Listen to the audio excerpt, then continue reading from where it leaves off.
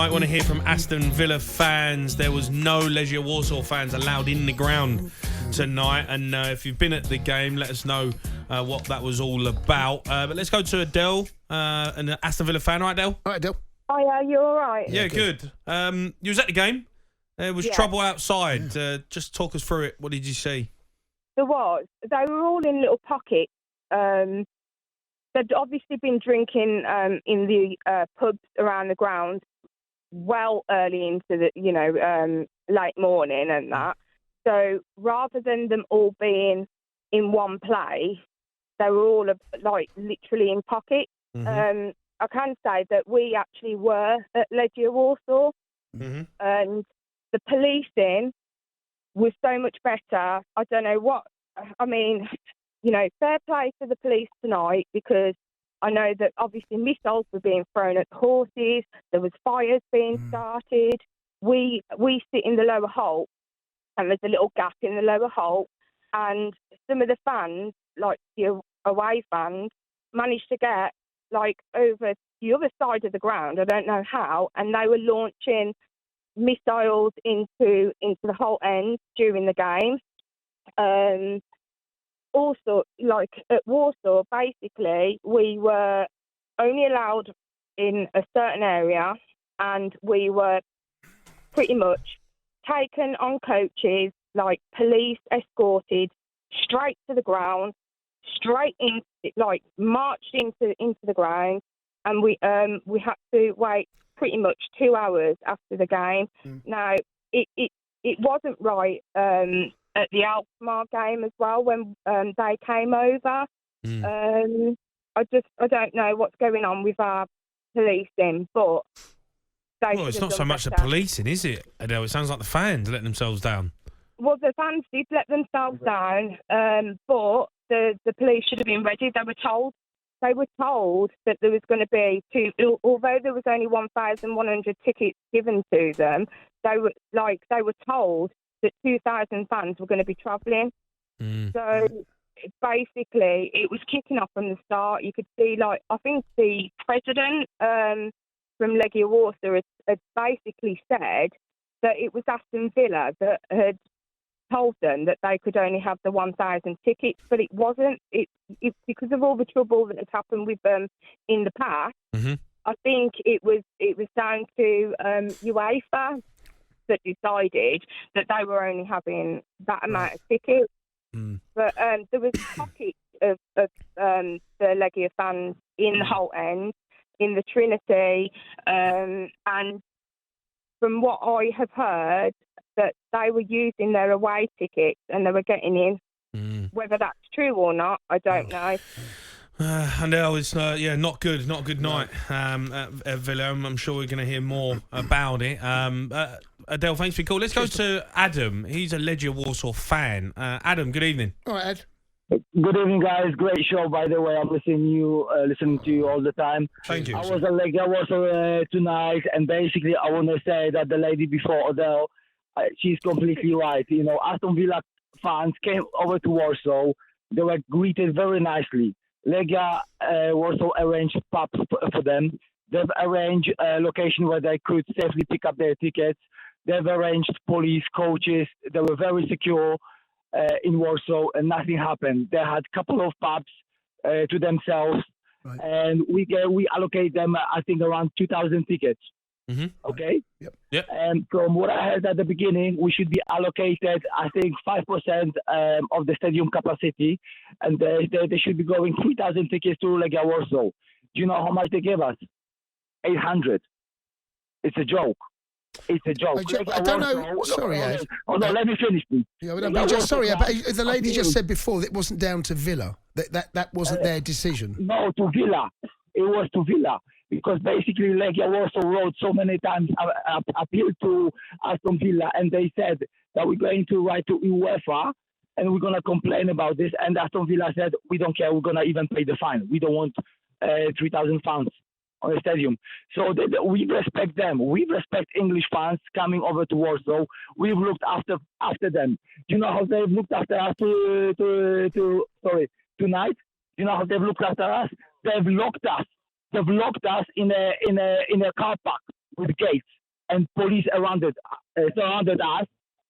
They surrounded us with batons and helmets and paper gadgets. I was there. They didn't give us any information about the tickets. They didn't look after us. They just locked us in a cage for so long. Everyone was getting hungry. Everyone was getting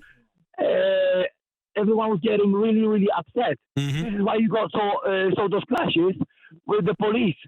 That was so wrong. Basically, so many of us live here. Have been living here for many, many, many years. Mm-hmm. And we went to games. And how tonight police treated us is completely unfair. It's completely unfair. They told us, yeah, go there, go there, go there.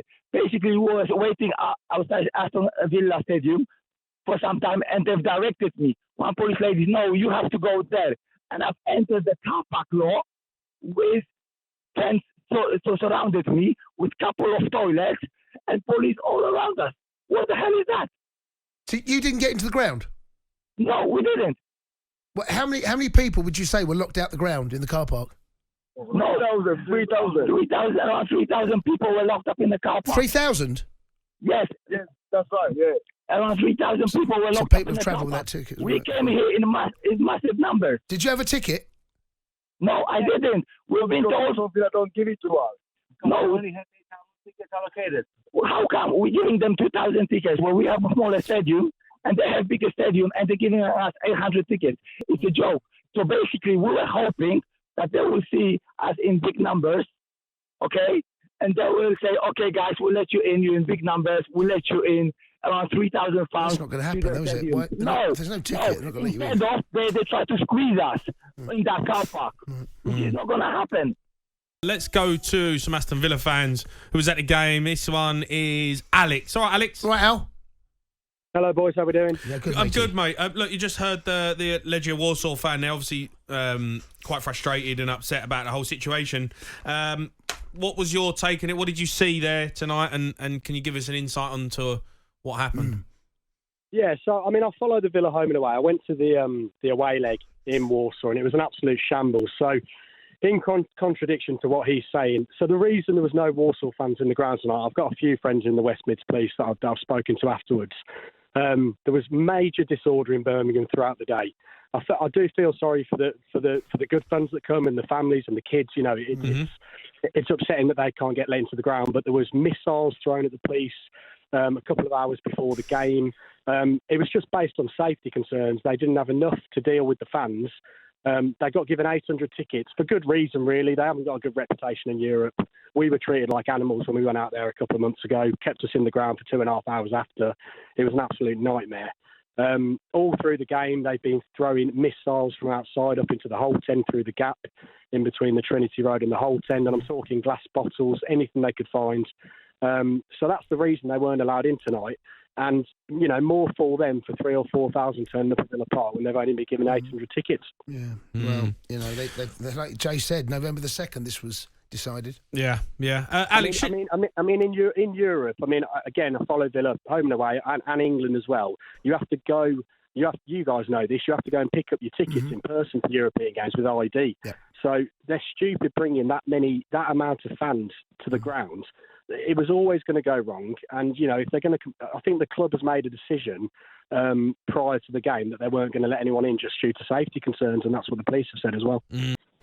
Listening to that Polish guy going on about how they've been treated by the police and how we've caged him in. Now, I know that they've actually set. Now, when you're considering that, they've got to consider the safety of their own supporters and the rest of everybody else at that ground. They had to make the call that they could not enter the stadium because it would have been too dangerous. I have gone to every European game, the Europa Conference games this season. We have had to collect our tickets from a designated area, and we were warned by the Villa, you haven't got a ticket, you do not travel to the ground. Will be banned. And they have followed through with these threats. I know of supporters that did travel, and they were turned away. Yeah, I did find it strange the way he was talking about the fan that he was going to get tickets at the ground. I mean, I've never heard that since the 90s. And then pay with cash. Yeah. When's that happened last time? My tickets were... You don't do that. No. Even for England, you've got a designated area. Yeah, You makes sense. You've got your passport number on your ticket. Yep. There's no way they should have come to Villa Park. Now, it was UEFA's ruling that they had their ticket allocation reduced because of their behaviour. Right. It was nothing to do with Aston Villa. That, yes, they were consulted, but at the end of the day, it was a UEFA ruling because how they treated the police when they played Leicester. 9 officers injured there, so they had to take all this into consideration. Right. And I just hope it hasn't ruined. Yes, they haven't got in, and you feel sorry for those that have travelled. We've got the German market in the centre of Birmingham. It's coming up to Christmas. It should have been a lovely feel factor, and they've ruined it for their genuine supporters. Sounds like it. Shaz, sounds like it. It was mighty scary in that whole tent. They went over and raided the burger bar. They were throwing the bottles of mayonnaise and tomato sauce, glass bottles, you name it. It was coming through that side of the whole tent that met the Trinity Road. Yeah. Yeah, no, sounds like they've really let themselves down tonight, Sharon, and hopefully everyone got home safely, and that's on both parties as well, because you don't, listen, it's not good. You don't want to see trouble like that at a football match. You just want to go and watch your team play and enjoy it. The Sports Bar with Jamie O'Hara and Jason Cundy. Monday to Thursday nights from 10 on AM, on DAB, via the talkSPORT app and on your smart speaker. talkSPORT.